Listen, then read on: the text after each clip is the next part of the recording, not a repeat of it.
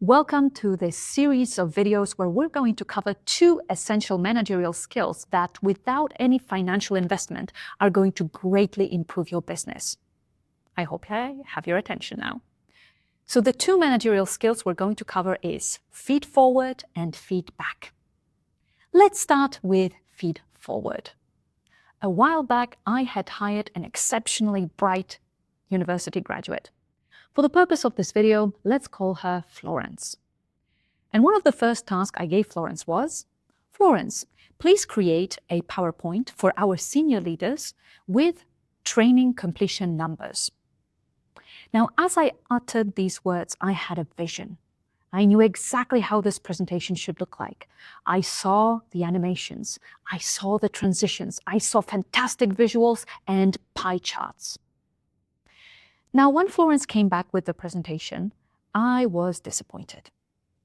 The first thing I'll ask you to do is to pause this video and think of a situation that is similar to the one I've experienced with Florence. So a situation where you delegated an important task and it didn't go so well. I hope you have this situation in mind, and I'll ask you to continue thinking about this as we go through this video. Now, I can imagine that when you saw the final result of the task you delegated, you were a bit disappointed, thinking, I've hired smart people. What on earth happened? How much hand-holding do they need from me? Now, when you have those thoughts as a people manager, I actually invite you to take a higher path. Take a page from a book that was recommended to me by my fabulous colleague, Jean-Luc, and the book is called Extreme Ownership. The concept is simple, but can be very difficult to execute in reality. US Navy SEALs are leaders that deal with life and death situations every day.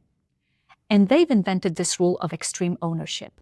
Whatever happens on your team, it's on you. So when you have those blaming thoughts and you're about to point the finger at your employee, notice that 3 fingers are pointing right back at you. So instead of blaming them, think, how could I have done things differently? Thinking about Florence and your situation, I'm now going to show you a very powerful visual which explains why what happened was my fault. The famous image of the iceberg, where you only give the tip of the iceberg to your employee and everything else is hidden beneath the surface, which is unfortunately exactly what I did to poor Florence. I only gave her the instructions. Create a presentation for senior leaders with completion numbers for our training sessions. Now, when I've said it, I already had the image of how this presentation should look like. So I knew what the final result should look like. I knew the transitions, the animations, the pie charts, but I only gave her the instructions, which she translated very differently from me. Why? Probably because of our past experiences. She had her experience from the university. I had my experience dealing with senior leaders. So I knew exactly that if I bore them with slides that do not move without any interesting visuals, I'll lose them. And the purpose of this presentation is to get their attention. Again, I did not share any of these experiences and learnings with Florence. Even lower down, we have our values. Maybe Florence's value is deliver things fast. So she just took screenshots, put them in a PowerPoint, and boom, presentation ready. My values are thoroughness, but also I want the presentation to be exciting. I want people to be interested in, and I want for the presentation to have an impact. So our values maybe did not align. For us as people managers, I think it's not fair that we would judge our employees only on that tip of the iceberg when we fail to include everything that's hidden beneath the surface.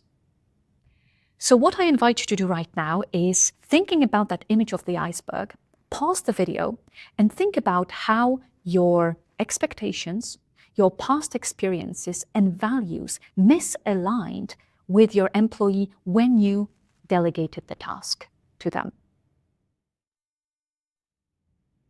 What I will ask you to do right now, between now and the next video, is to create a list of questions that you can ask your employees before you delegate a task to them.